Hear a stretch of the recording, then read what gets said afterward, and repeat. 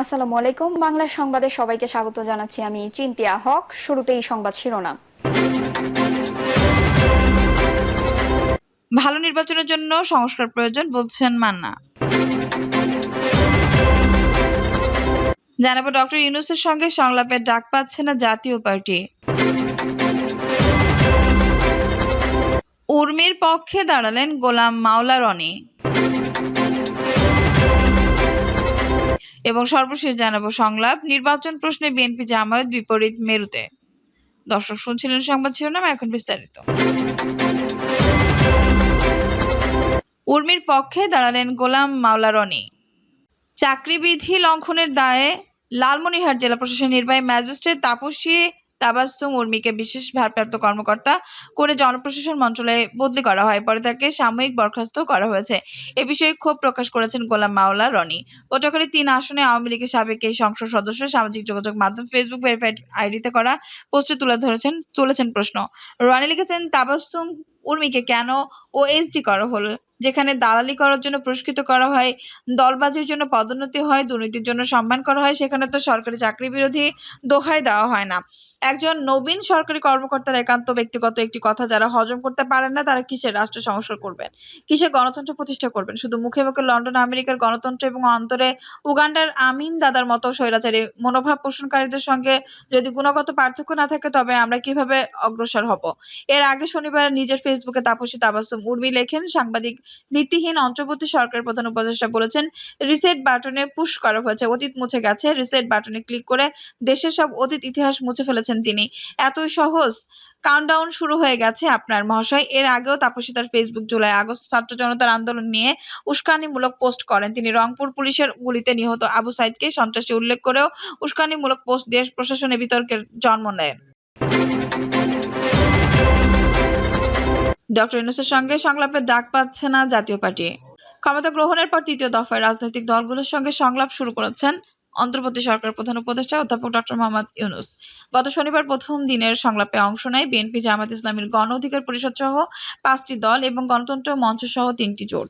তবে এবারের সংলাপে জাতীয় পার্টিকে এখনো আমন্ত্রণ জানানো হয়নি। সরকারের একাধিক সূত্র জানিয়েছে, জুলাই-আগস্টের অভ্যুত্থানের ছাত্র নেতৃত্বের পক্ষ থেকে দলটির ব্যাপারে আপত্তি এসেছে। এই আপত্তির পেছনে অভিযোগ হচ্ছে, ক্ষমতাচ্যুত আওয়ামী লীগের সহযোগী ছিল জাপা। এমন প্রেক্ষাপটে সংলাপে জাপার ডাক পাওয়ার বিষয়টি অনিশ্চিত হয়ে পড়েছে। সরকারি সূত্রগুলো বলছে, জাপাকে সংলাপে ডাকা হবে কিনা সে ব্যাপারে অন্তর্বর্তী সরকার এখনো চূড়ান্ত সিদ্ধান্ত নেয়নি। জানা যায়, দুর্গাপূজার পর ১৯ অক্টোবর বাকি দলগুলোর সঙ্গে সংলাপ করবেন প্রধান উপদেষ্টা। সেদিনের সংলাপের জন্য অলি আহমেদ নেতৃত্বাধীন এলডিপি, বিএনপির সঙ্গে যুগপৎ আন্দোলনে থাকা ১২ দলীয় জোট, বাংলাদেশ জাসদ এবং আন্দালিব রহমান পার্থের নেতৃত্বাধীন বাংলাদেশ জাতীয় পার্টিকে আমন্ত্রণ জানানো হবে। ছোট আরো ২-১টি দল আমন্ত্রণ পেতে পারে। তবে ক্ষমতাচ্যুত আওয়ামী লীগ ও ১৪ দলীয় জোটকে সংলাপে ডাকা হবে না। এমনকি আওয়ামী লীগের মিত্র বা দোসর হিসেবে পরিচিত কোনো দলের সঙ্গে অন্তর্বর্তী সরকার আলোচনায় বসবে না। এটি সরকারের নীতিগত অবস্থান বলে একাধিক সূত্র জানিয়েছে। জানা যায়, শেখ হাসিনার ১৫.৫ বছরের শাসনে মিত্র বা সহযোগী হিসেবে পরিচিত পেয়েছিল জাতীয় পার্টি। দলটির নেতারা কখনো মন্ত্রিত্ব নিয়ে সরকারের অংশীদার হয়েছেন, কখনো সংসদে বিরোধী দলের আসনে বসে গৃহপালিত উপাধিও পেয়েছিল জাপা। সর্বশেষ গত ৭ জানুয়ারি নির্বাচনেও অংশ নিয়ে দ্বাদশ সংসদে বিরোধী দলের আসনে বসেছিল দলটি। গণ-অভ্যুত্থানে স্বৈরশাসনের পতনের পর জাতীয় পার্টির অতীত নিয়ে নতুন করে প্রশ্ন উঠেছে। এখন প্রধান উপদেষ্টা সংলাপে ডাক পাওয়ার ক্ষেত্রে জাতীয় পার্টি সেই অতীত বাধা হয়ে দাঁড়াচ্ছে। জানা যায়, একাধিক রাজনৈতিক দলের পক্ষ থেকে সংলাপে জাপাকে আমন্ত্রণ না জানানোর অনুরোধ করা হয়েছে। প্রধান উপদেষ্টার কাছে সোমবার নারায়ণগঞ্জের একটি সমাবেশে এ বিষয়ে কথা বলেছেন গণ অধিকার পরিষদের সাধারণ সম্পাদক মোহাম্মদ রাশেদ খান। ওই সভায় তিনি বলেন, আওয়ামী লীগের দোসর জাতীয় পার্টি তারা কিভাবে সংলাপে ডাকা পায়। এবার তৃতীয় দফায় সংলাপে জাতীয় পার্টিকে ডাকলে অন্তর্বর্তীকালীন সরকারের বিরুদ্ধে আন্দোলন শুরু হবে। আমরা এই সরকারকে সহযোগিতা করব, কিন্তু তারা ভুল করে সমালোচনা করবে, যাতে তারা শুধরিয়ে নেয়। এ বিষয়ে জাপা মহাসচিব মুজিবুল হক সাংবাদিকদের জানান, সংলাপের ব্যাপারে তারা এখনো আমন্ত্রণ পায়নি। তাদের ডাকা হলে অবশ্যই সংলাপে অংশ নেবেন। ভালো নির্বাচনের জন্য সংস্কার প্রয়োজন বলছেন মান্না। গণতন্ত্র মঞ্চের সমন্বয়ক ও নাগরিক ঐক্যের সভাপতি মাহমুদুর রহমান মান্না বলেছেন, ন্যূনতম ঐক্যের চেষ্টা তাদের করতে হবে। ভালো নির্বাচনের জন্য আমাদের সংস্কার প্রয়োজন। যতদূর পর্যন্ত জাতীয় ঐক্য করতে পারবো ততদূর সংস্কার করতে হবে। বাকি যেগুলো ব্যাপার আছে, আগামীতে যে সংসদ গঠিত হবে নির্বাচনের মাধ্যমে সে নির্বাচিত সরকার করবে। ভালো নির্বাচনের উপর প্রধান উপদেষ্টা সহ উপদেষ্টা পরিষদের সম্মান নির্ভর করছে উল্লেখ করে মাহমুদুর রহমান মান্না বলেন, মানুষের যদি মনে হয় আপনাদের লিপ্সা আছে, যদি মনে হয় অতীতের মতো ন্যায় অন্যায় ভাবছে না, অর্থের ধান্দা করবেন, দুর্নীতি বেড়ে যায়, তা আপনাদের উপর বাড়তে হবে। আপনি বলবেন জানিনি, বুঝিনি, সেটা হবে না। প্রয়োজনে আমাদের সঙ্গে কথা বলেন। আমরা সমাজের একেবারে নিম্ন স্তর পর্যন্ত কাজ করি। আমরা মনে করি সম্মিলিত প্রচেষ্টায় এই পুরো সংকট কাটিয়ে ওঠা সম্ভব হবে। নাগরিক ঐক্যের সভাপতি বলেন, সংস্কার নিয়ে আলাপ হয়েছে। দুর্গাপূজা যাতে শান্তিপূর্ণভাবে সম্পন্ন করতে পারে, গার্মেন্টস এলাকায় যে অসন্তোষ সেগুলোর ব্যাপারে আলোচনা হয়েছে। পূজার ব্যাপারে আমরা বলেছি দরকার হলে জনগণের সঙ্গে মিশে কাজ করব। সরকারকে প্রোঅ্যাক্টিভ হওয়ার পরামর্শ দিয়ে এই রাজনীতিবিদ বলেন, যাতে তার প্রশাসন যেমন জেলা প্রশাসক, থানার ওসি, ইউএনও যারা দায়িত্বে তারা যেন সরকারি জবাবদিহিমূলক একটা প্রক্রিয়ার মাধ্যমে আসে। বেশিরভাগ সময় ঘটনা ঘটে গেছে, কিন্তু যিনি সংশ্লিষ্ট কর্তৃপক্ষ ছিলেন তিনি কোনো কাজই করেননি। এবার এটা হতে পারে না।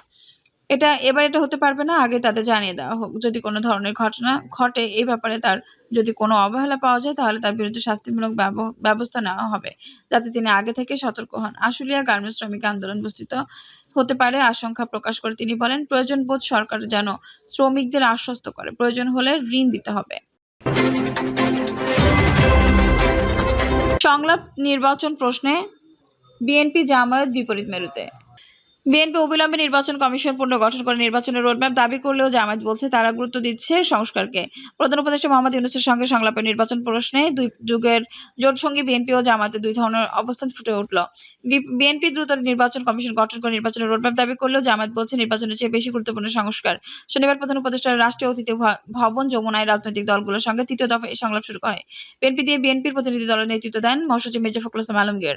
সংলাপ শেষে তিনি সাংবাদিকদের বলেন, নির্বাচন কমিশন নিয়োগে আইন স্থগিত করে প্রধান রাজনৈতিক দলের ঐক্যমতের ভিত্তিতে অনতিবিলম্বে নির্বাচন কমিশন গঠন করতে হবে।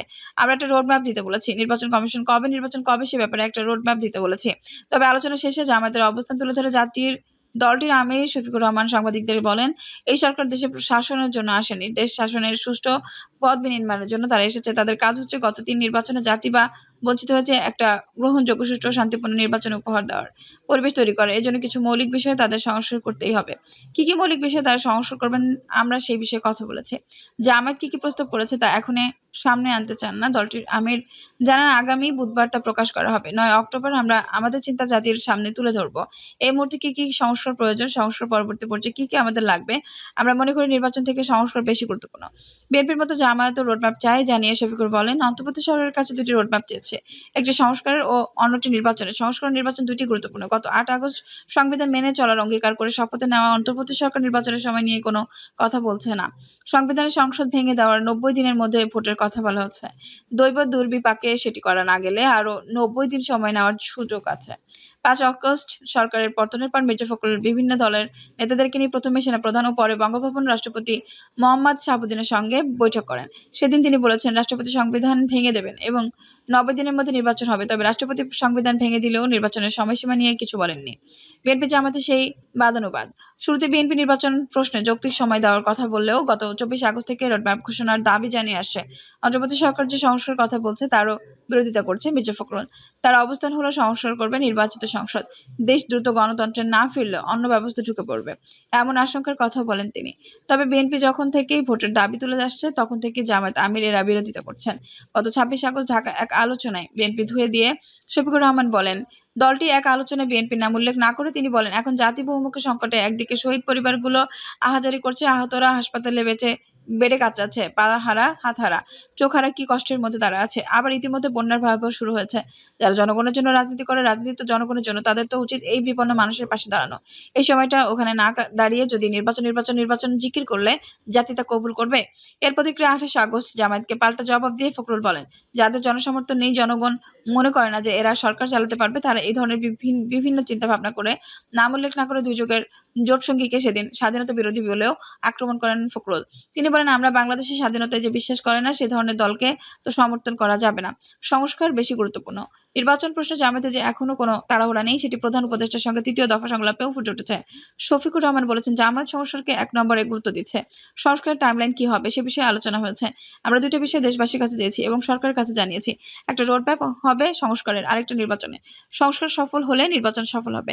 ২ টা বিষয়ে আমরা গুরুত্ব দিয়েছি। জামায়াত আমির বলেন, আমরা বিশ্বাস করি এই সরকারকে নিরপেক্ষ থেকে একটি ভালো নির্বাচন উপহার দেবে জাতিকে। আমরা শুরু থেকে বলে আসছিলাম সংস্কারের জন্য সরকারকে যুক্তি সময় দিতে চাই। সেই যুক্তি সময়টা কি হবে এটা নিয়ে অচিরেই আমরা কাজ করব। এক্সট্রা দেরি হবে না। এভাবে আমরা সামনে আগাতে চাই। অন্তর্বর্তী সরকার কোন ধরনের পক্ষ-বিপক্ষের মানসিকতা না নিয়ে নিরপেক্ষ দৃষ্টিকোণ থেকে দেশকে একটা ভালো পর্যায়ে নিয়ে নির্বাচন দিতে সক্ষম হবে বলেও আশার কথা বলেন তিনি। সংস্কার প্রশ্নে দলের অবস্থান তলে মির্জা ফখরুল একাধিকবার বলেছেন, তারা মনে করেন এসব করবে নির্বাচিত সংসদ। দর্শক, এই ছিল এখনকার সর্বশেষ সংবাদ। নিউজটি ভালো লাগলে অবশ্যই একটা লাইক দিন, কমেন্টে আপনার মূল্যবান মতামত জানান। সবসময় আমাদের পাশে থাকতে সাবস্ক্রাইব করে বেল বাটনটি অন করে রাখুন। ধন্যবাদ।